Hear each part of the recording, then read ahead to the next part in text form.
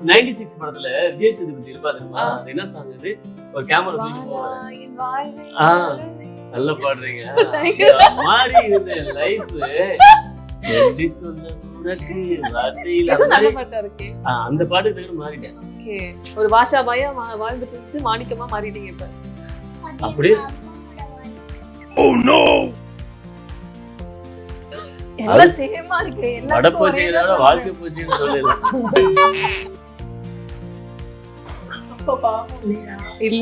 என்னடா சொல்ற? நீ என்ன சொல்ற? நான் லவ் பண்ணா எனக்கு டவுட் ஆகுது. எல்லாத்தையும் மறந்துட்டேன். எல்லாம் எரேஸ் பண்ணி படம் மாதிரி இல்ல எரேஸ். நான் எங்க இருக்கேன்? இப்போ வந்து ஹாப்பியா தான். ரெண்டு பேருக்குமே ஒரு ஏஜ் வரைக்கும் அந்த பொசிட்டிவ் மாறி மாறி இருந்துச்சுன்னு சொல்லலாம். எனக்கு வந்து இப்போ வந்து அது சுத்தமா போயிடுச்சு. ஆனா இப்போ வந்து உங்களுக்கு வந்து அவங்களுக்கு மட்டும் என் மேல கொஞ்சம் இருக்கு. கொஞ்சம் வந்து இப்பவுமே என்னன்னா ஒரு பொத்தி பொத்தி வச்சிருப்பாங்கன்னு சொல்லுவாங்கல்ல, அந்த மாதிரிதான் வச்சிருப்பாங்க. தனியா எங்கேயும் அனுப்ப மாட்டாங்க. அண்ட் இப்ப நீங்க சொன்ன மாதிரி இப்ப நிறைய ரிஜெக்ஷன் எல்லாம் கடந்து வந்திருப்பீங்களா? இப்ப மீடியா அப்படின்றப்ப ஒவ்வொரு ஸ்டேஜஸ்லயுமே நமக்கு நிறைய ரிஜெக்ஷன்ஸ், இன்சல்ட்ஸ் அதெல்லாம் இருக்கும். அதெல்லாம் தாண்டி ஒரு சக்சஸ் அப்படின்னு அடையிறது வந்து நமக்கு அந்த ஜேர்னியாவே பாக்குறதுக்கு நம்மள இன்ஸ்பிரேஷனா எடுத்துக்கிற மொமெண்ட்ஸ் எல்லாம் இருக்கும். உங்களுக்கு பாக்குறப்ப இந்த விஷயத்தெல்லாம் நான் கடந்து வந்திருக்கேன், அதனால தான் எனக்கு இப்படி ஒரு சக்சஸ் கிடைச்சதுன்னா என்ன விஷயத்த சொல்லுவீங்க? அவமானத்தை வந்து என்னைக்கே பெருசா மனசுல ஏத்திக்கங்க, தலையில ஏத்திக்காதீங்க. அது ரொம்ப அடுத்த லெவலுக்கு கொண்டு போவாரு. நான் அடிக்கடி நான் வீட்டுல எங்கேயும் படிச்சேன்னு சொல்லி அடிக்கடி வீட்டுல நான் கமலு கிளம்பு அப்படின்னு சொல்லிட்டு நான் ஏறாத சேனல் கிடையாது, ஏறாத ஆஃபீஸ் கிடையாது. ஒவ்வொரு வாசலும் வாய்ப்பு தேடி போகும்போதும் நீங்க அவமானத்தை நான் ரெடி அப்படின்னு தான் போவேன். எங்க அப்பாவுக்கு வந்து ரொம்ப ஆசை. கூட படிச்ச பசங்களாம் கவர்மெண்ட் வேலைக்கு போயிட்டாங்க, சொந்த வீடு வாங்கிட்டாங்க. இதுவரை கேட்டது கிடையாது, நீ எப்ப சொந்த வீடு வாங்க போகலாம் கேட்டதே கிடையாது. அந்த விஷயத்த வந்து பயங்கர சர்ப்ரைஸா பண்ணிட்டேன். எங்க அம்மா அப்பெல்லாம் கூப்பிட்டு வந்துட்டு எங்க அப்பா வந்து வீட்டுக்கு பால் டாக்ஸா ரொம்ப சந்தோஷப்பட்டாரு. அந்த மனுஷன் ஒரு 75 வயசு ஆகுது, அவருக்கு ரொம்ப சந்தோஷம். பையன் சந்தோஷமா இனிமே லைஃப் நல்லா இருந்துருவான், அவன் ஏதோ சென்னையில போய் பண்ணிட்டான் அப்படின்னு ஒரு பயங்கரமான எப்படி சொல்றது கான்ஃபிடென்ட் கொடுத்தா. எங்க அப்பா உயிரோடு இருக்கும்போது அதை பண்ணணும்னு ஆசைப்பட்டேன். பட் அது நடக்கும் எனக்கு தெரியாது. திடீர்னு எல்லாம் ஏற்பாடு பண்ணி டக்குன்னு பிளான் பண்ணது தான். நம்ம கொடுத்து ராஜராணி மூவில சொல்ற மாதிரி தான் நமக்கு பிடிச்ச மாதிரி நம்ம லைஃப் மாறும். அதுதான் இப்போ அப்படி இருந்த பையன் இவ்வளவு மாறி இருக்காங்க அப்படின்னா ஏதோ நமக்கு பிடிச்ச மாதிரி நம்ம லைஃப் இப்ப மாறிடுச்சு. ஓகே, சோ என்ன நம்ம வெயிட் பண்ணணும், எல்லார்கிட்ட இருக்கிற பிளஸையும் பார்க்கணும். அதுதான் ஒருத்தங்களோட அன்பு ஒவ்வொரு மாதிரி வெளிப்படுதுன்னா அதுக்கேற்ற மாதிரி நம்ம அதை வாங்கிக்க பழகிக்கணும்னு தோணும். இருக்காதுன்னு நினைக்கிறேன். இல்ல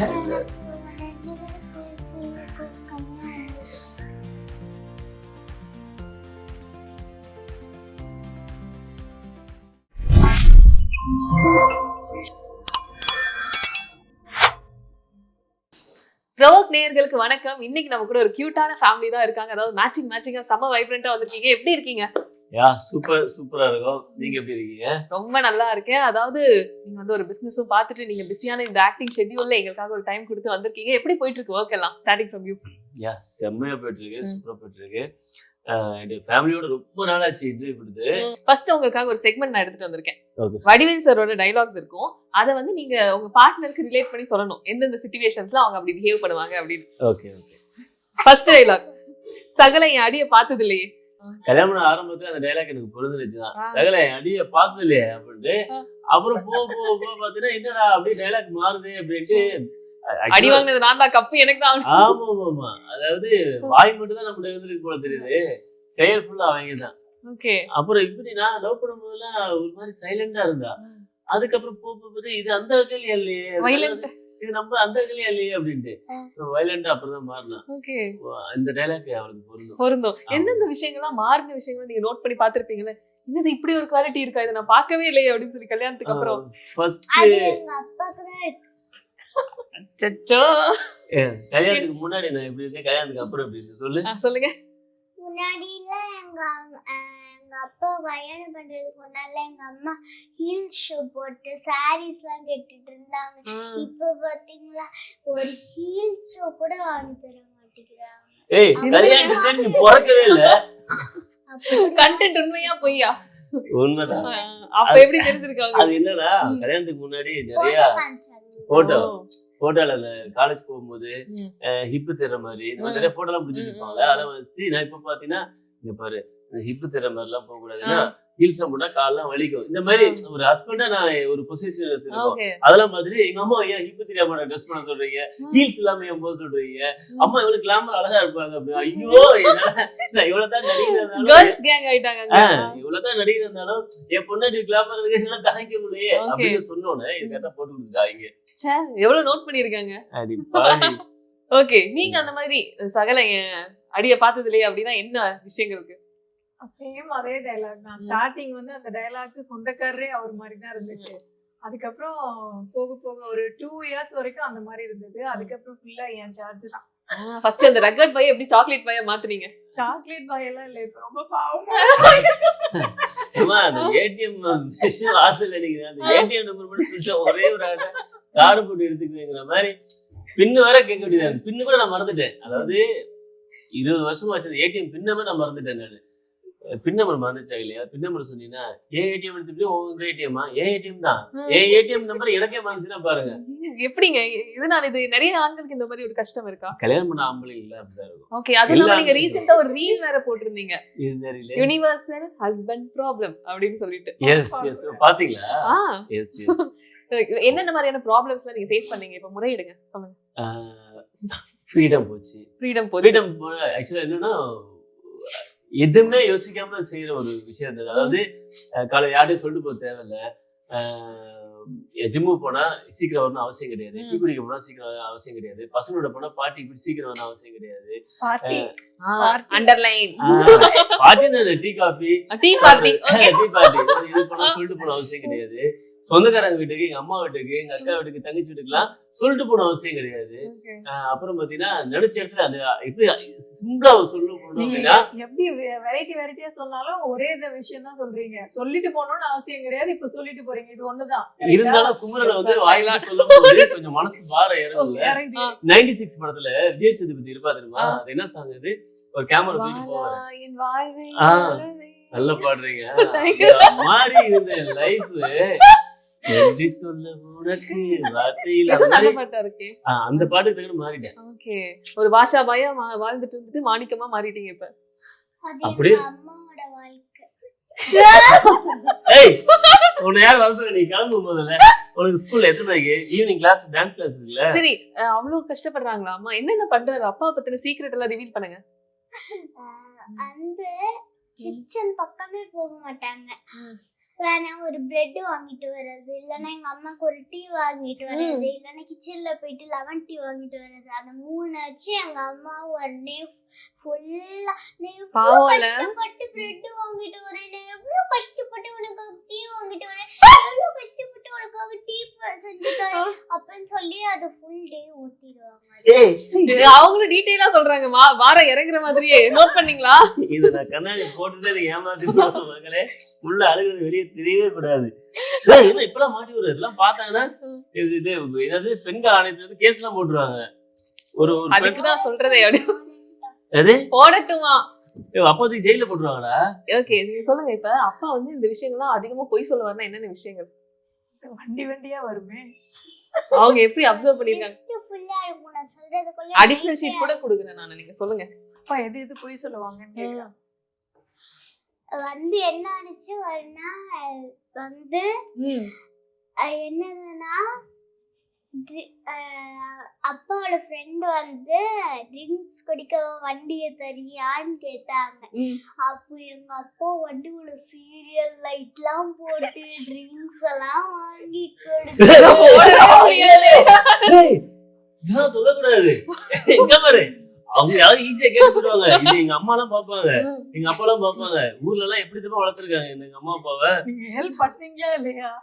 அது ஹெல்ப் பண்ண ஃப்ரெண்ட்ஸ்க்கு ஹெல்ப் பண்ணீங்களா இல்லையா? ஹெல்ப் பண்ண அதை எங்க அம்மாக்கு போட்டோ எடுத்து அனுப்பி விட்டாங்க அப்பாவோட ஃப்ரெண்ட்ஸ். சோ தட் எங்க அம்மா வந்து அதை கண்டுபிடிச்சு எங்க ஜாலியா ஆயிடுச்சுல எனக்கு. ஃப்ரெண்ட்ஸ் அனுப்பல, எனக்கு ரியலா ஒரு சின்சன் கேரக்டர் பாக்குற மாதிரி இருக்கு. கியூட்டா இருக்கு. சொல்லுங்க. இல்ல ஃபுல் செக்மெண்ட் இருக்கணுமா? கண்டிப்பா எங்களுக்கு வேணும். நான் ஸ்டார்டிங்ல யோசிச்சேன், என்ன பேச மாட்டாங்களே, எப்படி நம்ம இன்டராக்ட் பண்ணி ஐஸ் பிரேக் பண்றதுன்னு யோசிச்சுட்டு இருந்தேன். ஓகே, இவங்க எனர்ஜி சேவிங் மோட்ல இருக்காங்கன்றது நான் இப்பதான் புரிஞ்சுக்கிட்டேன். எனர்ஜி இப்ப இறங்கிடுச்சு. கண்ணாடி மாட்டி ஆனா இப்ப உங்களுக்கு வீட்ல இருந்து வராங்கன்னா இவங்கள நினைச்சா பயம் இருக்கும். ஐயோ என்ன வளர போறாங்களோ அப்படின்னு சொல்லி ஃபேமிலி முன்னாடி. இல்ல இதுவரை உளர்றது இல்ல. இப்ப நான் தான் உளர்றேன் போல தெரியுது. இவ்வளவு பேசுவியா நீனு? பல்லு போச்சுன்னு சொல்லு போச்சுன்னு சொல்லுவாங்க. பல்லு போனதுக்கு அப்புறம் நல்லா பேசுறீங்க இப்ப. ஓகே, அடுத்த டைலாக் போலாம். அடுத்த வடிவேல் சார் டைலாக். ஒரு டைலாக் இப்பதான் முடிஞ்சிருக்கா? ஆமா, ஒரு டைலாக் இப்படிதான். ஏன்னா பாப்பா ஆட் பண்ணோம்ல செக்மெண்ட்ல. Super. Building strong, basement weak. நீங்க ஆரம்பிங்க. அவங்களுக்கு எதெல்லாம் building strong, basement weak? Building strong, basement weak அப்படியே ஆப்டா இப்போ வரைக்குமே பொருந்தும். என்னது? ஏதாவது ஒரு சிச்சுவேஷன் இந்த விஷயத்துல ஒரு பில்டிங் ஸ்ட்ராங் தான், ஆனா பேஸ்மெண்ட் வீக். எல்லா விஷயத்துலயுமே மெயினா கண்டென்ட்டா சொல்லணும்னா content ஆ. ஏதாச்சும் என்ன பண்ணுவாங்க, எல்லாமே பண்ணுவாங்க, எல்லா மிஸ்டேக்குமே நடக்கும். அத வந்து நீங்க கண்டுபிடிச்சிருவீங்க. இப்போ நம்ம கண்டுபிடிச்சிட்டோம் ஆப்போசிட்ல, நம்ம கண்டுபிடிச்சிட்டோங்கிறது அவங்களுக்கும் தெரியும். இருந்தாலும் மெயின்டைன் பண்ணி அதை மெயின்டைன் பண்றது நீங்க எவ்வளவு டைம், ஒரு ஒரு 15 நிமிஷம், ஒரு ஹாஃப் அன் ஹவர் உங்களால தாக்கு பிடிக்க முடியுமா? ஆர்கியூமெண்ட் பண்ணிட்டு நீங்க ஒரு ஒரு நாள் பூரா வச்சு கேட்டாலும் மெயின்டைன் பண்ணிக்கிட்டே இருப்பாங்க ப்ரொஃபஷனலா. அதுக்கப்புறம் அது ஒரு அது ஃபேஸ் ரியாக்ஷன்ல எப்படின்னா தெரியும். பில்டிங் ஸ்ட்ராங், பேஸ்மெண்ட் வீக்குங்கிற மாதிரி உள்ள அவ்வளவு பயத்துல என்ன பண்றது ஏது பண்றதுன்னு தெரியாம இதுக்கு அது பதில் சொல்லி அதுக்கு இது பதில் சொல்லி மொத்தமா குழப்பி 5 வயசு குழந்தைக்கு கூட தெரியும் மாட்டிக்கிட்டாங்க. ஆனா அவங்க என்ன நினைச்சிட்டு இருப்பாங்கன்னா, நான் மாட்டல. அது என்னன்னா சில நேரங்கள்ல ரொம்ப கான்சியஸா இருப்போம், நம்ம மாட்டிக்க கூடாது. ஆமா, அதுல நம்ம என்ன பண்றோன்னே தெரியாம மாட்டிப்போம். ஒருத்தர் அப்படிதான் போன வருஷம் நியூ இயர், சரி இருந்துட்டு போடும் பரவாயில்ல, நியூ இயர் நான் என்ன சொல்றேன், கீழே பட்டாசுலாம் வெடிக்கிறாங்க, ஃப்ரெண்ட்ஸ் எல்லாம் வெயிட் பண்ணிட்டு இருக்காங்க, போய் டக்குன்னு பட்டாசு வெடிச்சுட்டு வந்துரு அப்படின்னு. அந்த நேரத்துல ஒரு தருதுல பேரு சொல்ல மனசு ஆறாது, வேணாண்டா நியூ இயர்ல வேணாம், குடும்பஸ்தன் ஆயிட்டாங்க, ஆனா வாங்க வந்துட்டு போயிடலாம் அப்படின்னா. சரி நானும் போனேன், போயிட்டு சரி திருப்பி வர்றேன், ஒரு 6 மணி நேரம் கழிச்சு வர்றேன். அந்த கூட சரி வீட்டுல மாட்டக்கூடாதுன்னு நினைச்சிட்டு மூட்டை மாடிக்கு போகணும்ல, செகண்ட் ஃப்ளோர்ல இருந்து வீடு. சரி கீழே போகும்போது முகத்தை கழுவிட்டு போலான்னு சொல்லி நல்லா முகத்தை கழுவிட்டு போயிட்டு விட்டு கதை தட்டிட்டு ஹாப்பி நியூ இயர் அப்படின்னு பாத்துல கண்டுபிடிச்சா. எப்படா கண்டுபிடிச்சா எனக்கு பயங்கர டவுட், என்னடா வாய்ப்பே இல்லையே, நம்ம தான் ரொம்ப தெளிவா. இப்ப பாருங்க என் பெர்ஃபார்மன்ஸ் அப்படி நான் எக்ஸ்ட்ரா அடிக்க ஆரம்பிச்சு. அப்படிதான் தெரிஞ்சது. நான் என்ன பண்ண, முகத்தை கழுவுறதுக்கு பதிலா பைப்ல குளிச்சுட்டு போயிட்டேன் கீழே. ஈரத்தோட போய் நின்றுங்க. அப்புறம் காலைல சொன்னேன், முகத்தை கழுட்டு தான் பரவாயில்ல, குளிச்சுட்டு வந்துட கூடாது, நான் பைப்பு தலையில விட்டுட்டு அந்த மாதிரி வேஸ்ட் பண்ற வீக்கு தான். அதே ஆக்சுவலா பொய் சொன்னா, ஆக்சுவலா எல்லாத்தையும் பொய் சொன்னா மெயின்டைன் பண்ணிப்பேன். ஒருவேளை மெயின்டைன் பண்றதுனால அவங்க அதுவும் இல்ல, ரெகுலரா ஒரு மிஸ்டேக் பண்ணி டெய்லி மாற்றுறதுனா கூட அவங்க பண்றதே வருஷத்துக்கு ஒரு தடவை தான் ஏதாவது ஒண்ணுலதான் சிக்கிறதா இருக்கும். அந்த ஒரு விஷயத்தையுமே மெயின்டைன் பண்ண தெரியாம, பாவமா சொல்லணும்னா பொய் சொல்ல தெரியாது. இல்ல பொய் சொல்லுவேன், ஓட்ட மட்டும் மாட்டிக்கிறேன். அவங்க நம்பிட்டு இருக்க ஒரு பொய்னா என்ன, இப்ப பிரேக் பண்ணலாம். இப்ப நீங்க சொன்ன ஒரு பொய்யை இப்ப வரைக்கும் அவங்க நம்பிட்டு இருக்காங்க, அவங்களுக்கு பொய் சொல்ல தெரியாதுன்னு ஒரு குற்றச்சாட்டு வச்சிருக்காங்க. அது இல்ல நம்ம ப்ரூவ் பண்ண போறோம். இப்ப இல்ல இது வரைக்கும் இன்னைக்கு வரைக்கும் ஏதாவது கண்டே பிடிக்க மெயின்டைன் பண்ணிட்டே இருக்க பொய்னா என்ன, ஏதாச்சும் ஒண்ணு இருக்கா? அவங்களும் எக்ஸைட்டடா இருக்காங்க. சொல்லுங்க சொல்லுங்க சொல்லுங்க. அந்த மாதிரி பொய்யா? அதுக்குன்னு சொல்லி அதுக்குன்னே பொய் சொல்லாதீங்க, கிரியேட் பண்ணி அத கூட பொய் சொல்லாதீங்க, உண்மையா சொல்லுங்க. க்ளோஸ் பண்ணுங்க, கேமரா க்ளோஸ் பண்ணுங்க. என்னடி அப்பா மானத்தை வாங்குற புள்ள, இப்ப அதுதான் கிரியேட் பண்ணிட்டு இருந்தேன். ஆக்சுவலா உங்க மனசாட்சி அவங்க பேசிட்டு இருக்காங்க, தெரியுது அவங்களுக்கு. ஆமா ஆமா, ஒரு பொய்யை கிரியேட் பண்ணி பண்ணாத பொய்யே சொல்லாதீங்கப்பா. அப்படி நீங்க மறைச்சு வச்சுட்டு போய் எதுவுமே இல்ல எனக்கு தெரிஞ்சு.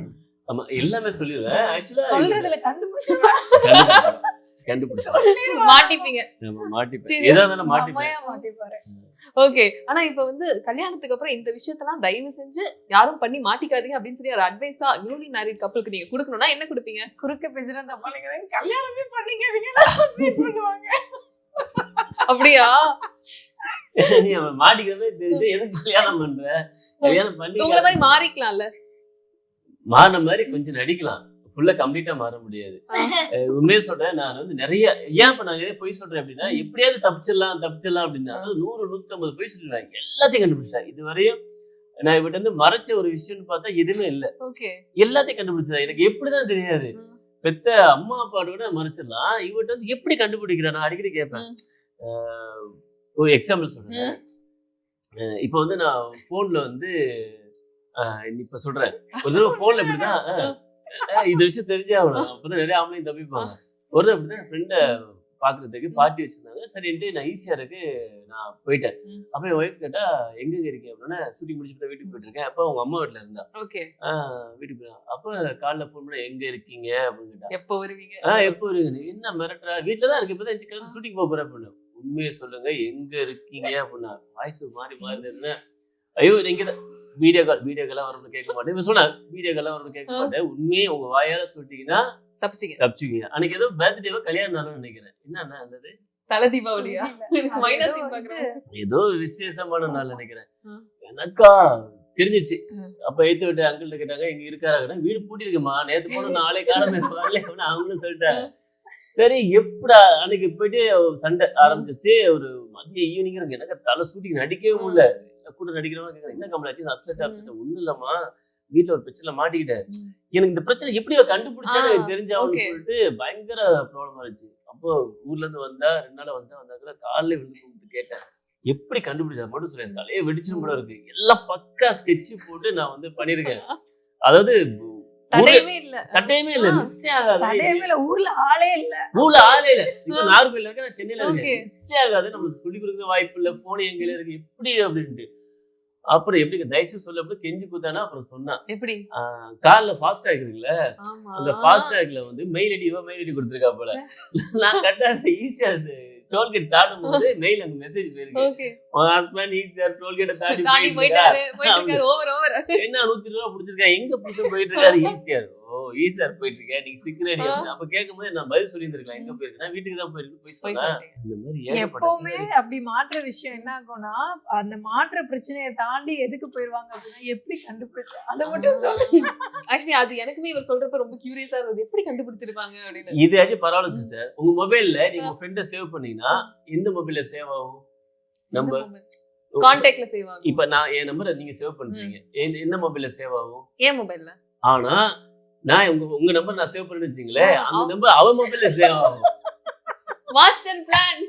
ஜிமெயில் ஐடி லாகின் பண்ணிருக்கீங்க கரெக்ட்டா? எப்படிங்க? அப்படியா? அது கேட்டிட்டே இருக்கீங்க. மெயில் நம்பர்து மாறி லாகின்ல தான இருக்கு. அப்ப வந்து வந்துரும் அது. அப்படியா? அது மெயில் ஐடி செஞ்சிருக்கேன்.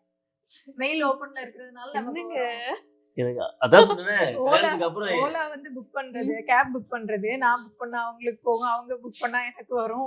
டார்ச்சர். ஓலால போனாலும் மாட்டிப்பீங்க. இல்ல நான் எனக்கு பண்ணா அவங்களுக்கு கால் போகுமா, சார் எங்க இருக்கீங்க அப்படின்ட்டு. எனக்கு ஷூட்டிங்ல இருக்கேன், என்னால முடியல, உன் நம்பரை மாத்திக்கணும், நான் தனியா போறேன் சேஃப்டிக்கு, நான் எங்கேயாச்சும் என்ன கூட்டு போறாங்க உங்களுக்கு தெரியும், நீங்க எங்கேயாச்சும் போறீங்க எனக்கு தெரியும், சேஃப்டியா அப்படி மிஸ் ஆனதா சந்தோஷப்படுறேன். யாராவது கடத்திட்டு போயிட்டாங்கன்னா சந்தோஷப்படுறேன். நான்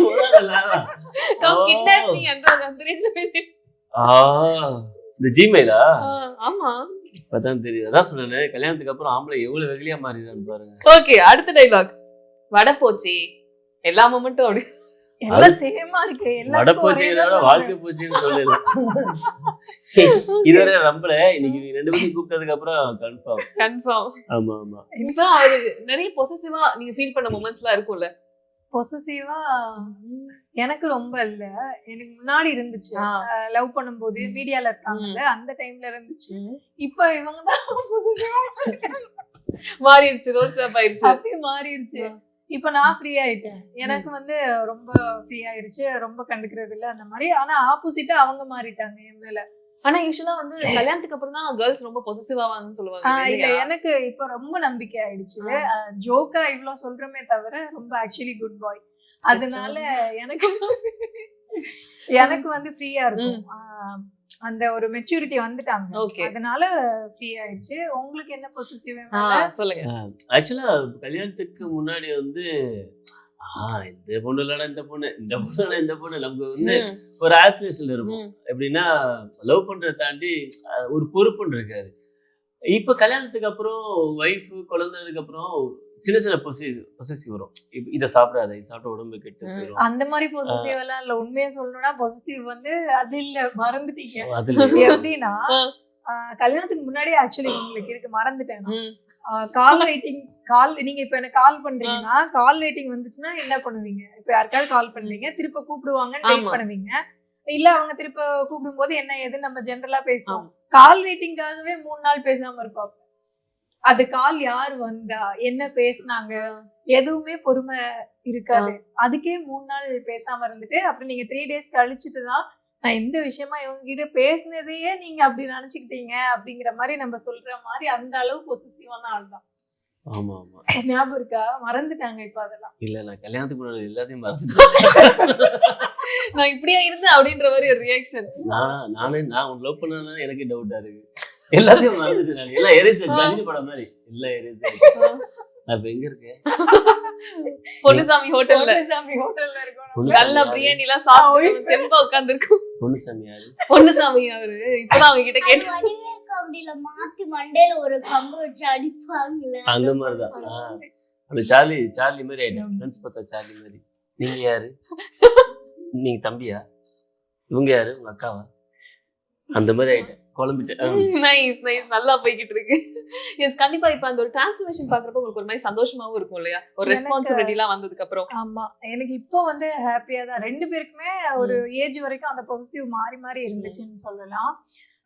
எனக்கு வந்து இப்போ வந்து அது சுத்தமா போயிடுச்சு. ஆனா இப்போ வந்து உங்களுக்கு வந்து அவங்களுக்கு மட்டும் என் மேல கொஞ்சம் இருக்கு. கொஞ்சம் வந்து இப்பவுமே என்னன்னா ஒரு பொத்தி வச்சிருப்பாங்கன்னு சொல்லுவாங்கல்ல, அந்த மாதிரிதான் வச்சிருப்பாங்க. தனியா எங்கேயும் அனுப்ப மாட்டாங்க. ரொம்ப சேஃப்டி பார்ப்பாங்க. இப்போ நான் இப்பதான் கொஞ்சம் வெளியெல்லாம் தனியா போய் பழகிருக்கேன். அப்படி இருந்துமே ஒரு இடம் நான் போறேன் அப்படின்னா அங்க சேஃபா இருக்குமா என்ன ஏது எல்லாம் வாட்ச் பண்ணிட்டு தான் அனுப்புவாங்க. ஏன் அப்படின்னா என்ன மாதிரி எவ்வளவு பொறுக்கி பசங்க எல்லாம் வெளியே சுத்துவாங்க. அது பொறுக்கி பையன் கூடவே இருந்து நான் நிறைய விஷயம் இப்ப கத்துக்கிட்டேன் எப்படி ஹேண்டில் பண்ணணும் அப்படின்னு. அதனால நான் நல்ல தைரியமாயிட்டேன். பரவாயில்ல. புருஷக்கார பொறுக்கியா இருக்க நல்லதுதான் போல தெரியுது. இல்ல ஏன்டது கத்துக்கிட்டியா? அப்ப பாவம் இல்லையா? இல்லன்றோம். ரியாக்ஷன் சரி. அடுத்த எக்ஸ்பிரஷன் போலாம். ஓகே இப்போ இன்னொரு ரேபிட் ஃபயர் எடுத்துட்டு வந்திருக்கேன். ரேபிட் ஃபயர் கொஸ்டினே இல்ல எனக்கு ஃபயர் ஆகுது. என்ன ஃபயர்? ஓகே உங்க பார்ட்னரை ஒன் டே ஃபுல்லா நீங்க ரோபோட்டா மாத்திட்டீங்கன்னா என்னென்ன விஷயங்கள்லாம் அவர்ட்ட ஆட் பண்ணுவீங்க? எந்தெந்த சிப்லாம் ரிமூவ் பண்ணுவீங்க? டக்குன்னு ஒரு திடீர்னு ஒரு டென்ஷன் ஆனாங்கன்னா ரொம்ப படபடப்பா. ஏன் இப்போ இன்டர்வியூ வரும்போது கூட திடீர்னு ரோட்ல தண்ணி வந்தா நம்ம என்ன பண்ணுவோம்? வேற ரோடு இருக்கா இல்லையா என்னன்னு யோசிப்போம். இன்டர்வியூக்கே போலாமா வேணாமா யோசிப்போம். எனக்கு என்னமோ சைக்காலஜி டாக்டர் கிட்ட போயிட்டு உட்காந்து பேசுவாங்க தெரியுமா? டாக்டர் ஒரு பிரச்சனையா இருக்கு டாக்டர். என்ன பிரச்சனை டாக்டர்? இது 2 டாக்டர் பிரச்சனை. இதுல இருந்து எப்படி விடுபடுறது அப்படி கேட்டு ஏதோ கவுன்சிலிங் உட்கார்ந்த மாதிரி இருக்கு. சொல்லுங்க நீ என்ன சொல்ல வரமா? சொல்லுங்க. சொல்லு. இல்ல அது உண்மைதான். அதுக்கப்புறம் வந்து ஆட் பண்ற விஷயமா ஆட் பண்ணணும் அப்படின்னு நினைச்சா அந்த சின்ன பிட்டு அங்கங்கேயா சொல்ற போய் கூட சொல்லாம இருக்கிறதுக்கு ஒரு விஷயத்தை ஆட் பண்ணலாம்னு நினைப்பேன். ஆன்டி லை ஏதோ ஒன்று ஆன்டி லை சிப். ஆமா அந்த மாதிரி. நீங்க அந்த மாதிரி ஆட் பண்ணி ரிமூவ் பண்ணணும்னு நினைக்கிற விஷயங்கள் அப்படியா? அதாவது ஒருத்தர் வந்து கஷ்டப்பட்டு பொய் சொல்றானா அங்கீகரிக்கணும். கொஞ்சம் மரியாதை கொடுங்க. ஒருத்தர் ஹஸ்பண்ட் வந்து ஒரு பொய் சொல்றானா அவனுக்கு வந்து அட்லீஸ்ட் ஒரு நாளாவது அந்த பொய் ஏத்துக்கிட்ட மாதிரி கொஞ்சம் அட்ஜஸ்ட் பண்ணலாம். இன்னொரு கொஞ்சம் பயங்கர ஸ்ட்ரெயிட் ஃபார்வர்டு. அதாவது பிடிக்கலன்னு வச்சுங்களேன், பிடிக்கலன்னு சொல்லுவா. நான் இதுவரை சீரியல்ல வந்து நல்லா இருக்குன்னு சொல்லி பாராட்டுறது வந்து ஒரு 1 or 3 டைம்ஸ் தான் இருக்கும். அதாவது கஷ்டப்பட்டு பண்ணியிருப்போம். இம்மிடியட்டா நீ ஸ்ட்ரெயிட் ஃபார்வர்டு தான் எனக்கு புரியுது. எல்லாமே ஓப்பனா இருப்பா. இப்போ பிடிக்கலன்னா பிடிக்கலன்னு ஓப்பனா சொல்லுவா. ஓகே நீங்க தப்புனா தப்புன்னு சொல்லுவா. அது கொஞ்சம் டைல்யூட் பண்ணி சொல்லலாம் அப்படிங்கிறது என்னோட ஆசை. ஓகே ஆனா இப்ப டைரக்டா ஒரு கிரிட்டிசிசம் வரப்ப அது அவங்க உண்மையாவே நம்மள வேல்யூ பண்ணி சொல்றாங்கன்ற ஒரு விஷயம் இருக்கும் இல்லையா? ஓகே அவங்க சொல்லிருக்காங்க கரெக்டா இருக்கும் நம்ம இந்த விஷயத்தை மாத்திக்கலாம் அப்படின்னு சொல்லி பெர்ஃபார்மன்ஸ் ரிலேட்டடா நீங்க மாத்திக்கிட்ட விஷயங்கள்னா தயவுசெய்து எங்களை மாதிரி நடிக்காதீங்க. அவங்க நான் என்ன பண்ணுவேன், இவங்க கூட சேர்ந்து பழகி இவங்க நடிப்புலாம் கேமரா கூட நடிக்க ஆரம்பிச்சிருக்கேன். கோவப்படுறேன்னு வச்சுங்களேன், நம்மள இவங்க வீட்லயே இவங்களை பார்த்து பழகி நான் கோவம் இவன் மாதிரி பண்ண ஆரம்பிச்சிட்டேன். கோவப்பட்டேன்னா இங்க பாருங்க சும்மா இருங்க, இங்க சும்மா இருப்பா. அப்புறம் டிவில பார்க்கும்போது இது எங்கேயோ பார்த்த மாதிரி இருக்குது, பழக்கப்பட்ட முகமா இருக்கு. லாஸ்ட்ல பார்த்தா இவன் பெர்ஃபார்மன்ஸ் நான் பண்ணிட்டு இருக்கேன். அப்புறம் ஒரு சந்திரலேகன் சீல் பண்ணிட்டு இருந்தேன். எல்லாமே பார்த்து பயங்கரமா பாராட்டினாங்க, சூப்பர் பண்ணப்ப அப்படின்னு. பவானி என்ன விட்டு போயிடும் அப்படின்னு எங்கேயோ பார்த்த மாதிரி இருக்கு. பார்த்தா இவரோட ஆக்டிங் ஓ இவளோட ஆக்டிங்ல இவ குழந்தையா இருந்ததா அப்படியே அதுக்கு Okay. செட் ஆயிடுச்சு. வந்து எனக்கு வந்து நிறைய இங்கிலீஷ் படம், இரானியன் மூவி, இந்த பிரகாஷ் ராஜ் சார், கமல் சார் படம்லாம் பார்க்கணும் அவசியம் கிடையாது. இவங்கள பார்த்தாலே போதும். இவங்கிட்ட ஒரு ரிசம்பிளன்ஸ் எடுத்து நான் நடிக்க ஆரம்பிச்சிட்டேன். சீரியஸா சொல்ல போனா ஆக்சுவலி அது நைஸ் தான். ஏன்னா நம்ம ரியல் லைஃப் இன்ஸ்பிரேஷன்ஸா எடுத்துக்கலாம். ஆமா ஆமா இவங்க ஆக்டிங் நிறைய என்ன முகமாவோட வருது. ஆனா இப்ப கேக்குறேன், நீங்க உங்க ஸ்டைல்ல கோவப்பட்டது ஸ்கிரீன்ல நல்லா இருக்கா, என் ஸ்டைல்ல கோவப்படுறது நல்லா இருக்கா? எல்லா ஆம்பளைங்களுக்கும் பொண்டாட்டி கோவப்படுறது தான் நல்லா இருக்கும். நீங்க ஸ்கிரீன்ல பாக்குறது சத்தியம் பண்ணுங்க. சத்தியமா அவங்க கோவப்பட்டா பிடிக்குமா அப்போ? ஆக்சுவலி நியாயமா கோவப்படுவாங்க. இப்ப பொய்யா கோவப்படுறதுக்கு நியாயமா கோவப்படுறதுக்கு வித்தியாசம் இருக்கும். அது இப்ப தெரியுதா, அது அப்ப தெரியக்கூடாதா? நம்ம தெரியக்கூடாதான். ஏன்னா இப்ப நானா வந்து போய் நான் ஒரு பிரச்சனை நான் அழுகிறேன், கண் கலங்குற வைக்கிறேன் அப்படின்னா அதுல வந்து 90% உண்மை இருக்கும், 10% பொய் இருக்கும். இப்ப இவங்க அழுகுறாங்க எப்படின்னா, நம்ம சப்போஸ் கோவத்துல திட்டோ இல்ல ஒரு ஃபேமிலி இஷ்யூஸ் அழுகுறாங்க, உண்மையா அழுவாங்க, உண்மையா கோவப்படுவாங்க. ஸோ அந்த ரியலிஸ்டிக்கான விஷயத்த நாங்க பண்ணும்போது உண்மையா ரியலா இருக்கும். ஸோ அது வந்து நல்லா இருக்குல்ல? நல்லா இருக்கு. இவங்க சொல்றது உங்களுக்கு நல்லா இருந்திருக்கும்ல. யூஸ்ஃபுல்லா இருக்கு. என்னப்பா கமல் சார், பிரகாஷ் சார், சிவாஜி கணேசன் நடிப்பு, பொண்டாடி அவன் பொண்டாடி நடிக்கிற மாதிரி பார்த்து நீ நடிச்சாலே பெரிய நடிகை ஆயிடலாம். ஓகே. நோ ஆக்டிங் கிளாஸ் கூத்துப்பட்ட தேவையில்லைன்னு நினைக்கிறேன். எங்க இருந்து நடிப்பு கத்துக்கிட்டீங்க அப்படின்னா? இவர்தான் காரணம் அப்படி. ஆமா ஆமா ஈஸியா சொல்லலாம். வீட்டுக்குள்ளேயே ஒரு நடிகை இருக்காங்க, நடிகர் இருக்காங்க அப்படிங்கிறது தான். ஓகே. அடுத்து யாரு பண்ண தப்பு ஒத்துக்கவே மாட்டாங்க? என்ன இத்தனை கைகள் வருது? அதாவது 30 வருஷம் ஒருத்த வாழ்ந்த வாழ்க்கைய ஒரே நாளா மாத்த ஒரே பாக்குறாங்க. இன்டர்வியூல இல்ல ஒரே வாழ்க்கையில வேர்ல்ட்ல ஃபுல்லா அப்படியே இதுதான் இருக்கு. மொத்தமா மாத்த பாக்குறாங்க. என்னால முடியல, நானும் மாத்ததான் பாக்குறேன். அதாவது உடம்பு, நாடி, நரம்பு, சதை, முடி, கால்ல இருந்து ஊர்ன ஒரு விஷயத்த திடீர்னு மாத்த பாக்குறாங்க. கொஞ்சம் கொஞ்சம் தான் மாத்த முடியும். டைம் கொடுங்க. ஓகே. திடீர்னு ஏதாச்சும் அவங்கதான் தப்பு பண்ணாங்கன்னா எல்லா பழியும் எங்க மேல தூக்கி போட்டுக்கிட்டு அவங்க பண்ணதை ஒத்துக்கவே மாட்டாங்க. எங்க இவங்க பேரண்ட்ஸ் மீட்டிங்க்குலாம் போயிருக்கீங்களா? அங்க எப்படி இருக்கும்? உங்களை பத்தி கம்ப்ளைண்ட் பண்ணுவாங்க. யூனியன் நடிகர் சங்கத்துல இருந்து இவதான் கம்ப்ளைண்ட் பண்ணுவேன். எங்க அப்பா லேட்டா வந்ததுக்காரன் நான் சொல்றேன். ஷூட்டிங் ஒழுங்கா வரமாட்டாரு, ஷூட்டிங் ஒழுங்கா நடிக்க மாட்டாரு, வேற என்னமா சொல்லுவேன்? இல்ல இவதான் கம்ப்ளைண்ட் பண்ணுவான்னு நினைக்கிறேன். இதுக்கெல்லாம் நான் ஒத்துக்கிறேன், எங்க அப்பா இப்படி பண்ணிருப்பாருன்னு சொல்லி இவதான் ஒத்துக்கணும். ஆனா அது அப்பாவியான ரியாக்ஷன். யாரு? அது என்ன மாதிரிதான் அந்த ரியாக்ஷன் கரெக்டா பண்ணுவா. ஆனா ஏதாவது இந்த மாதிரி நாட்டியா பண்றப்ப அப்படி நம்மள மாதிரியே இருக்கே பாக்குறதுக்கு அப்படின்ற மாதிரி தோணிருக்கா? அது எப்படின்னா பேட் நாய்க்குட்டி, நாய், எரும மாடு அதெல்லாம் உங்களை பத்தி ஆல்மோஸ்ட் எல்லா கம்ப்ளைண்ட் வந்துருச்சு. பேட் அதாவது பேட் வேர்ட்ஸ், கெட்ட வார்த்தை எல்லாமே என்கிட்ட இருந்து வர்றதா, நல்ல விஷயம் அவங்க அம்மாட்ட இருந்து வர்றதா. அது உண்மைதான். உண்மைதான். ஓகே. அதிகமா வைஃப் எந்த விஷயத்துக்காக உங்களை பிளாக்மெயில் பண்ணுவாங்க? பிளாக்மெயில் கிடையாது. இப்ப கொஞ்சம் உடம்ப வந்து ஒழுங்கா ஹெல்த் கான்சியஸ் இல்லாம இருந்தேன். அது கொஞ்சம் திட்ட ஆரம்பிச்சேன். இப்பெல்லாம் இருந்தீங்கன்னா கஷ்டம் தான். நாளைக்கு பாப்பா வந்து ஃபியூச்சர்ல வளர்ந்ததுக்கு அப்புறமா இப்ப நிறைய பாக்குறோம்ல. இப்ப ரீசெண்டா பாத்தீங்கன்னா ரோபோ சங்கர் பாக்குறோம், வடிவேல் பாலச்சந்திரன் பாக்குறோம். இந்த மாதிரி நிறைய நம்ம கூட பிடிச்சவங்க, நம்ம பார்த்தவங்க வந்து அப்படி போகும்போது அவங்க வீட்டில் பெண் குழந்தைங்க பசங்களாம் இருக்கும்போது அவங்க எவ்வளோ பாதிக்கப்படுறாங்க, கஷ்டப்படுறாங்க போது அடிக்கடி சொல்லி கொஞ்சம் எமோஷனலாக சொல்லுவாள்.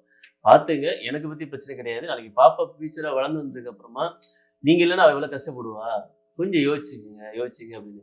அது சொல்லும் போது ஒரு மாதிரி டைவர்ட் ஆயிரும். ஆஹா இதை ஏன்டா சொல்லி பிளாக்மெயில் பண்றாங்க அப்படின்னு. அது ஒரு மாதிரி ஹாண்டிங்கான ஒரு விஷயமாவும் இருக்கும் இல்லையா? ஏன்னா அது ரொம்ப சீரியஸாவும் நம்ம யோசிச்சுட்டே இருக்கக்கூடிய ஒரு விஷயமா இருக்கும். ஆமா ஆமா அது கொஞ்சம் எமோஷனலான பிளாக்மெயில் பண்ணுவாங்க. அது இவளை வச்சு இது பிளாக்மெயில் பண்றது.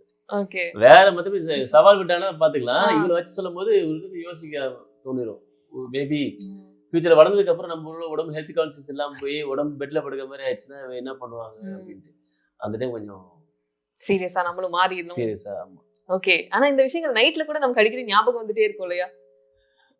சீரியஸ்லி கொஞ்சம் இருமுனா கூட டக்குன்னு என்னங்க பழைய மாதிரி ஆரம்பிச்சிட்டீங்க போல, பாத்தியா கேட்டியா, இரும்ப கூடாது சொல்லும்போது பயமாயிருது. சீரியஸா அடிக்கடி வருஷத்துக்குள்ள ஒரு தடவை ஹெல்த் செக்அப் எல்லாம் பண்ணு கூட ஆசை வந்துருச்சு. ஏன்னா இவங்களுக்கா யோசிக்கும் போது நம்மளை தாண்டி ஒருத்தவங்க நம்ம சம்பந்தமே இல்லாம நம்மள நம்பி ஒரு உயிர் ரெஸ்பான்சிபிலிட்டி இருக்கு. அது கொஞ்சம் பயத்தை கொடுத்துருச்சு. ஓகே. உண்மைதான். ஆனா ஒரு நல்ல பிளாக்மெயில் தான் இது இல்லையா? உண்மை. எனக்கு மட்டும் இல்ல, எல்லாம் கல்யாணம் முடிஞ்ச எல்லா ஆம்பளைங்களுக்கும் பிளாக்மெயில் வரும்னு நினைக்கிறேன். தேவையான ஒரு பிளாக்மெயில் தான். டு பி ஹாப்பி, அதுதான் இந்த வீடு இந்த மாதிரி இப்ப சக்சஸ் நிறைய பார்த்துக்கிட்டே இருக்கீங்கன்னு கூட சொல்லலாம். நிச்சயமா. இந்த ஒரு அச்சீவ்மெண்ட் இது நான் பண்ணிட்டேன், இதை நான் இவங்களுக்காகவே ஃபுல்லா டெடிகேட் பண்றேன் அப்படின்னா என்ன விஷயமா இருக்கும்? இவங்க ஆசைப்பட்டு கேட்டது ஏதாவது, இல்ல நீங்க இன்னும் அதை நிறைவேற்றணும்னு மைண்ட்ல வச்சுட்டே இருக்குது? அது சொல்லி ஆகணும். எங்க அப்பாவுக்கு வந்து ரொம்ப ஆசை இருந்துச்சு. என் கூட படிச்ச பசங்களாம் கவர்மெண்ட் வேலைக்கு போயிட்டாங்க, சொந்த வீடு வாங்கிட்டாங்க. இதுவரை கேட்டது கிடையாது. நீ எப்ப சொந்த வீடு வாங்க போறலாம் கேட்டதே கிடையாது. அந்த விஷயத்த வந்து பயங்கர சர்ப்ரைஸா பண்ணிட்டேன். எங்க அம்மா அப்பெல்லாம் கூப்பிட்டு வந்துட்டு, எங்க அப்பா வந்து வீட்டுக்கு பால் காய்ச்சிலாம் கூப்பிட்டு வந்து ரொம்ப சந்தோஷப்பட்டாரு. அந்த மனுஷன் ஒரு 75 வயசு ஆகுது. அவருக்கு ரொம்ப சந்தோஷம். நம்ம பையன் சந்தோஷமா இனிமே லைஃப் நல்லா இருந்துருவான். அவன் ஏதோ சென்னையில போய் பண்ணிட்டான் அப்படின்னு ஒரு பயங்கரமான எப்படி சொல்றது, ஒரு கான்ஃபிடென்ட் கொடுத்தா. ஓகே. எங்க அப்பா உயிரோடு இருக்கும்போது அதை பண்ணணும்னு ஆசைப்பட்டேன். பட் அது நடக்கும்னு எனக்கு தெரியாது. திடீர்னு எல்லாம் ஏற்பாடு பண்ணி டக்குன்னு பிளான் பண்ணது தான். வீட்டுக்கு நகையெல்லாம் வித்து பண்ணாங்க வீட. அப்போ ஏற்கனவே நகையில விற்க போற ஒரு 50,000 ரூபாய் வித்தா. எனக்கு ரொம்ப ஆச்சரியமா இருந்தது. பாப்பாவுக்கு சேர்த்து வச்சது அப்படின்னு. போன பரவாயில்லங்க. பட் மாமா வந்து சொந்த வீடு உயிரோடு இருக்கும்போது இந்த விஷயம்லாம் செஞ்சிடணும் அப்படின்னு டக்குன்னு பிளான் பண்ணி பண்ணா. அது ஒரு மாதிரி எமோஷனலா இருந்தது. Okay, nice. இல்ல அவங்களுக்காக சேர்த்து அவங்க யோசிக்கிறாங்கல்ல ஆமா அப்படின்ற ஆமா. விஷயங்கள். ஆக்சுவலா அதுதான் சொல்லுங்க. அழகா அந்த விஷயத்த கன்வே பண்ணாங்க. ரொம்ப பாசம் வச்சுட்டேன் என் மேல. நான் வந்து பாசம் வச்சேன்னு கேட்டா கண்டிப்பா நான் சொல்ல மாட்டேன். ஏன் அப்படின்னா நான் நிறைய பொண்ணுங்களை கடந்து வந்தேன் என் வாழ்க்கையில. நிறைய ப்ரொபோஸ் பண்ணியிருக்கேன். நான் ஓப்பனா சொல்றேன், அவளுக்கு தெரியும். நிறைய ப்ரொபோஸ் பண்ணிருக்கேன். எல்லாமே என்ன வந்து ரிஜெக்ட் தான் பண்ணிருக்காங்க. அதான் எனக்கு 3 நாளை தாண்டி ஒரு பொண்ணு வந்து என்கிட்ட பேசுது அப்படின்னா அது ஆச்சரியம் தான். இப்பயும் சரி. ஓகே. என்ன ரிஜெக்ட் பண்றதுக்கு ஒரு காரணம் இல்ல, 100 காரணம் இருக்கு என்கிட்ட. அது எனக்கே இன்னும் இப்போ வர புரியல. ஏன் பொண்ணுங்களுக்கு என்ன பிடிக்க மாட்டேங்குது, பொண்ணு பிடிக்க மாட்டேங்குதுன்னு சொல்லி நான் சின்ன வயசு அழுகதான் செஞ்சிருக்கேன். காலேஜ் படிக்கும்போது எம்எஸ்சி முடிக்கிறதோட அழுதுருக்கேன். எதுக்கு நம்ம பொண்ணுங்களுக்கு பிடிக்க மாட்டேங்குது, என்ன காரணம் ரிஜெக்ட் பண்றாங்க அப்படின்னு. பட் எவ்வளவு இந்த பொண்ணு எப்படி நம்மளை பிடிச்சது, இத்தனை வருஷம் எப்படி தாங்கி பிடிச்ச அப்படின்னு. ஒரு கட்டத்துல அது மாதிரி ரொம்ப நம்ம மேல பாசம் வச்சிருக்கும் போது அந்த பாசத்தை புரிஞ்சதுக்கான வாய்ப்பு கிடைக்காது. நம்ம பக்கத்துல இருக்கும்போது அந்த பொருளோட அருமை தெரியாதுல்ல. அந்த மாதிரி ரொம்ப ஈஸியா போனை கட் பண்ணு, அப்புறம் பேசுறேன், டார்ச்சர் பண்ணாது. இது மாதிரி நிறைய எப்படி சொல்றது, ஹர்ட்டிங்கா ஒரு கஷ்டமான வார்த்தைகள்லாம் நான் அவர்கிட்ட சொல்லியிருக்கேன். அதையும் தாண்டி ஒரு பொண்ணு வந்து கடைசி 2 வருஷம் கூட நிக்கிறா அப்படின்னா ரொம்ப ஆச்சரியமா தான் இருந்துச்சு. ஏன் சொல்லுவேன்னா, அத்தனை பொண்ணுங்க என்ன கடந்து வந்து அத்தனை பொண்ணு ரிஜெக்ட் பண்ணாங்க. ஒருத்தி தான் பிடிச்சிருந்தா, எல்லாம் ஓடிட்டாங்க. அந்த விஷயத்துல ரொம்ப பாசமான பொண்ணுதான். நான் கொடுத்து வச்சிருந்தேன். சீரியஸ்லி ஆக்சுவலி நீங்க சொல்றப்ப புரியுது. ஏன்னா இப்ப நிறைய பேருக்கு அதுதான் ஒரு பிரச்சனையாவே இருக்கு. என்ன ரொம்ப நாகிங்கா இருக்காங்க, கால் பண்ணிக்கிட்டே இருக்காங்க. ஏன்னா ஸ்டார்டிங்ல எரிஞ்சு விழுந்துடுறாங்க அப்படின்ற மாதிரி எல்லாம் இருக்கும் இல்லையா? எங்க லவ் ஸ்டோரி பாத்தீங்களா reaction? Audience point of audience என்ன ஃபீல் பண்றாங்களோ அந்த ரியாக்ஷன் நீங்க கொடுக்குறா. மீம் டெம்ப்ளேட்டே வேணாம், இங்கே அடிக்கடி ஒரு டெம்ப்ளேட் மாதிரி போயிட்டு. ஆமா ஆமா. ஓகே. ஆனா இப்போ இவரோட இந்த கதைகள்லாம் சொல்லியிருப்பார்ல உங்ககிட்ட, இந்த மாதிரி நிறைய ப்ரொபோசல்ஸ் எல்லாம் பண்ணிருக்காங்க அப்படின்னு, அதெல்லாம் கேட்கறப்ப உங்களுக்கு எப்படி இருக்கும்? அந்த லவ் பண்ணும்போது நாங்க அதிகமா அதை பத்தி பேசினது இல்ல. இப்போ சொல்லுவாங்க எல்லாம் சேர்த்து எனக்கு நல்லா இருக்கணும்னு தான் தோணும். யார் என்ன ரிஜெக்ட் பண்ணாலும் சரி, இப்போ வரைக்குமே அவங்கள புரிஞ்சுக்காதவங்களுக்கு நான் அதான் சொல்லுவேன். எல்லார்கிட்டயும் எல்லா விஷயமும் பிடிச்சதா இருக்காது. நம்ம நினைப்போம் நம்ம ரொம்ப ஸ்ட்ரைட் ஃபார்வர்டு, நம்ம உண்மையா பேசுறோம் அப்படின்ட்டு. இப்போ நான் அந்த கேட்டகரி நான் கெத்தா சொல்லிக்கிட்டாலும் நான் சொல்றது எத்தனை பேருக்கு ஹர்ட் ஆகும். இப்ப நான் அப்படி பார்த்தா நம்ம எல்லாம் தப்பே பண்ணாமையா இருக்கிறதே இல்லை. எல்லாருமே தப்பு பண்றோம். ஆனா என்ன பண்ணுவோம், நம்ம தப்பு கொஞ்சம் கம்மி பண்ணிட்டு நம்ம ஸ்ட்ரெயிட் ஃபார்வர்டா கொஞ்சம் அதிகமா காட்டுறோம். பட் அவங்கள எப்படி இருக்கு அப்படின்னா, அவங்க எல்லாம் அவங்க தப்ப ரொம்ப வெளியே காமிச்சிட்டு அவங்களுக்குள்ள இருக்கிற நல்ல விஷயங்கள் நிறைய உள்ள ஹைட் பண்ணி வச்சிருக்காங்க. அதை யாரும் பொறுமையா உட்காந்து பாக்குறதுக்கு இப்ப இருக்கிற யாரும் அந்த ஸ்பேஸ் கொடுக்கறது இல்ல அப்படின்னு எனக்கு தோணும். அது எல்லாருக்கும் இப்ப இருக்கிற எல்லா ஜெனரேஷனுக்கும் சேர்த்தே சொல்றேன். அந்த டைம் நம்ம கொடுத்து பார்த்தா ராஜராணி மூவில சொல்ற மாதிரி தான், நமக்கு பிடிச்ச மாதிரி நம்ம லைஃப் மாறும். அதுதான் இப்போ அப்படி இருந்த பையன் இவ்வளவு மாறி இருக்காங்க அப்படின்னா, ஏதோ நமக்கு பிடிச்ச மாதிரி நம்ம லைஃப் இப்ப மாறிடுச்சு. ஓகே. சோ என்ன நம்ம வெயிட் பண்ணணும், எல்லார்கிட்ட இருக்கிற பிளஸையும் பார்க்கணும்.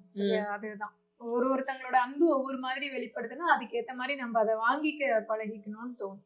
சூப்பர். ஆக்சுவலி ரொம்ப அழகா சொல்லியிருந்தீங்க இந்த ஒரு விஷயத்த.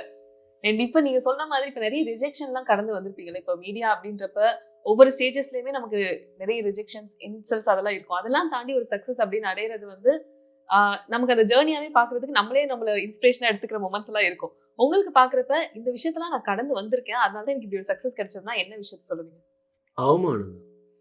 அவமானத்தை வந்து என்னைக்கே பெருசா மனசுல ஏத்திக்கங்க, தலையில ஏத்திக்காதீங்க. அது ரொம்ப அடுத்த லெவலுக்கு கொண்டு போவார். நான் அடிக்கடி வீட்டில் எங்கேயும் படித்தேன் சொல்லுவேன் அடிக்கடி. வீட்டில் நான் டெய்லியும் செருப்பு போடும்போது இன்னைக்கு எத்தனை பேர் அவமானப்படுவோம்னு தெரியல, ரெடியாரா கமலு கிளம்பு அப்படின்னு சொல்லிட்டு தான் நான் ஏறாத சேனல் கிடையாது, ஏறாத ஆஃபீஸ் கிடையாது. ஒவ்வொரு வாசலும் வாய்ப்பு தேடி போகும்போதும் நீங்கள் அவமானத்துக்கு நான் ரெடி அப்படின்னு தான் போவேன் நான். ஓகே. ஸோ அதுக்கு நான் எப்பவுமே ரெடியாக இருந்தேன் அவமானப்படுறதுக்கு. ஸோ அதுதான் பெரிய ஜெயிச்சவங்களுக்குலாம் அது பெரிய சக்ஸஸ் நினைக்கிறேன். அது சினிமாவில் ரொம்ப அதிகம். ஓகே. டெய்லி ஒவ்வொரு ஆளை போய் பார்ப்பாங்க, நிறைய அவமானப்படுத்துவாங்க. அந்த அவமானத்தை வந்து நான் ஏற்றுக்கிறது ரெடியாக இருந்தாலே சக்ஸஸ் வந்துடும் சினிமா பொறுத்தவரை நான் பேசிக்கிறேன். ஓகே. அண்ட் இப்போ வந்து நீங்க தொடர்ந்து ஓடிக்கிட்டே இருக்கீங்களே இந்த ஒரு பயணம். இப்போ மீடியா தான் நமக்கு லைஃப் அப்படின்றப்ப இருந்தாலும் இந்த ஒரு ஸ்டேஜ் என்னால அடைய முடியல அப்படின்னு சொல்லி நீங்க சில விஷயங்கள் யோசிச்சு வச்சிருப்பீங்கல்ல, இதுதான் என்னோட அல்டிமேட் கோல், ஆனா அது இந்த ப்ராசஸ் ரொம்ப ஸ்லோவா போய்கிட்டு இருக்கு அப்படின்ற மாதிரி நீங்க யோசிக்கிற விஷயங்கள், அந்த அல்டிமேட் கோல்னா என்ன? ஹீரோ தான் ஆக்சுவலா. அவங்க சொல்லாமே நானே சொல்லுவேன் அதேதான். தண்ணி நான் தான் குடிக்கணும். ஆமா. தண்ணி குடிக்க வச்சுட்டாங்க. ஆக்சுவலா அந்த ஒரு டார்கெட் இருக்கும். ஆக்சுவலா சினிமாக்குள்ள வரும்போது நான் எம்எஸ்சி படிக்கும்போது 12th படிக்கும்போது 10th படிக்கும்போது பாஸ் ஆனா போதும். 12th படிச்சா அப்பா 12th படிச்சா போதும், காலேஜ் படிச்சா ஐயா அப்பா டிகிரி முடிச்சா போகலாம் சாமி அப்படின்னு. அதுக்கப்புறம் எப்படியோ 5000 சம்பளத்துக்கு வேலைக்கு போனா போதும். அதுக்கப்புறம் காலை 10 மணிக்கு போய் 6 மணிக்கு அதை வேர்வை இல்லாம ப்ரொஃபஸர் மாதிரி நீட்டா போயிட்டு வந்தா போதும். இப்படிதான் ஒரு மனுஷன் ஆசை இருந்தது. அதே மாதிரி என்னுடைய ஆசை இருந்துச்சு. ஒரு கட்டத்துக்கு அப்புறம் சினிமாவுல வாய்ப்பு ரேடியோ மிச்சு அப்புறம் சூரியன் எஃப்எம் ஆர்ஜி ஆனதுக்கு அப்புறமா ஒரு வாய்ப்பு கிடைக்குது திருமுருகன் சார் டைரக்டர் மூலமா. ஒரு சீரியலுங்கிற வாய்ப்பு வரும்போது இதை வாழ்க்கையா மாத்திக்கிட்டேன். எனக்கு சம்பளம், காசு, இந்த போட்ட ட்ரெஸ்ஸு, ஒய்ஃபுக்கு வாங்கி கொடுக்குற எல்லா விஷயமும் பார்த்தீங்கன்னா இந்த சினிமாவில் கிடைக்கிற காசு ஆயிடுச்சு. இந்த காசு இதோட எக்ஸ்ட்ரீம் எண்டு தான் என்னன்னு பார்க்கணும், ஒரு நடிப்பு தான் அப்படின்னு. அதுக்கான எலிஜிபிலிட்டி ஆள் இல்லைன்னா நான் அதெல்லாம் யோசிக்க மாட்டேன். ஒரு ஹீரோக்கான தகுதி இல்லாத ஒரு பையனா இருந்தா கண்டிப்பா வந்து ஆசைப்பட்டுக்க மாட்டேன். ஓகே, ஃபைனலா அப்பாக்காக ஏதாவது ஒரு பாட்டு டெடிகேட் பண்ணணும்னா என்ன பாட்டு டெடிகேட் பண்ணுவீங்க? உருகி பாடிடலாமா? உருகி உருகி போனதடி உள்ளம் யாவியே நீன்றி சூப்பர் சூப்பர் சூப்பர் சூப்பர் மா. அவ்வளவுதான். such a happy family. இதே மாதிரி நீங்க ஜாலியா இன்னும் நிறைய நீங்க சக்சஸ் பார்த்துட்டே இருக்கணும். we wish you all the best. thank you so much. ப்ரோக் டிவிக்கு இந்த மாதிரி அழகான ஆங்கரை இந்த மாதிரி சூப்பரான கொஸ்டின்ஸை ப்ரிப்பேர் பண்ணி அனுப்பிவிட்டதுக்கு ரொம்ப ரொம்ப நன்றி. Thank you so much.